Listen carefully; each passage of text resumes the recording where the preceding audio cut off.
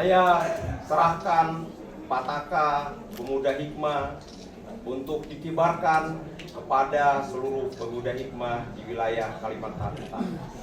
Dengan mengucapkan Bismillahirrahmanirrahim, Bendera Pataka Panji Pemuda Hikmah Kalimantan Utara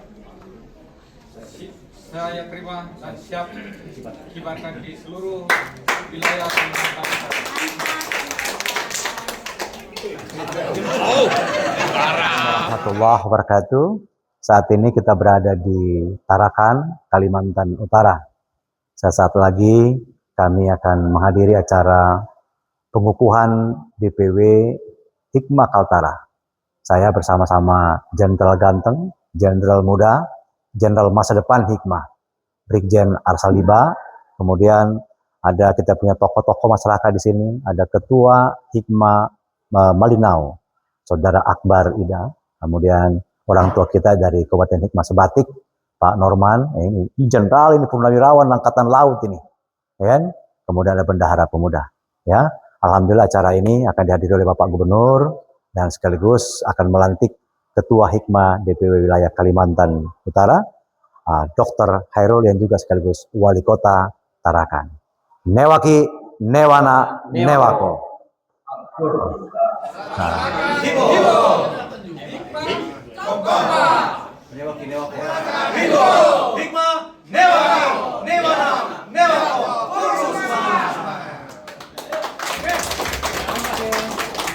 Jiwanya bangunlah badannya untuk Indonesia Raya.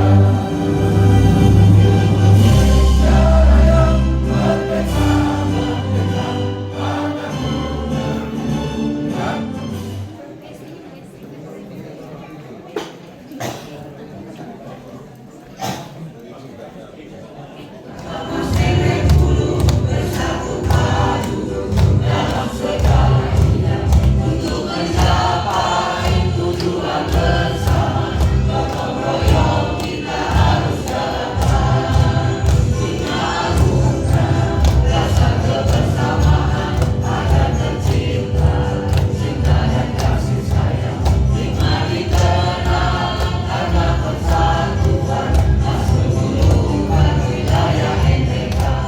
Jadi hampir semua keluarga, dan kalau memang dihitung itu ternyata diurut-urut kemarin bupati yang mereka keluarga saya juga ternyata, ketua DPRD-nya keluarga juga deh.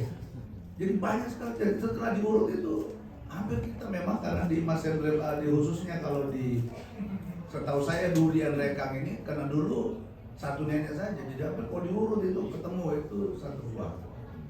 Bahkan kalau cerita orang tua saya di Baraka itu yang bangun kampung Baraka itu nenek kami dulu. Jadi kalau ada orang yang tidak berkeluarga itu berarti orang baik. Betul juga aku pikir. Kalau tidak berkeluarga memang orang lain berarti. saya waktu itu pikir, wah besar juga kita. Kami pikir lama ya betul juga bilang ibu saya itu. Itu kalau dibilang kalau ada tidak berkeluarga di situ yang masuk di Baraka berarti itu orang lain. Betul juga saya pikir. Karena memang satu kampung itu hampir keluarga semua, kalau dari ujung ke ujung keluarga semua. Sampai sekarang masih. Jadi bahkan kalau saya ke kampung itu sampai ke Rumbo, terus ke mana apalagi daerah Cake itu masih ada keluarga, mereka masih banyak keluarga. Jadi Kokotu diurut-urut keluarga semua. Karena kita memang dulu satu nenek. Itulah kenapa saya mau jadi ketua Hikmah. Karena saya anggap ya sama juga mengurus keluarga. Waktu itu saya ingat betul yang minta saya jadi ketua Hikmah pertama kota itu ada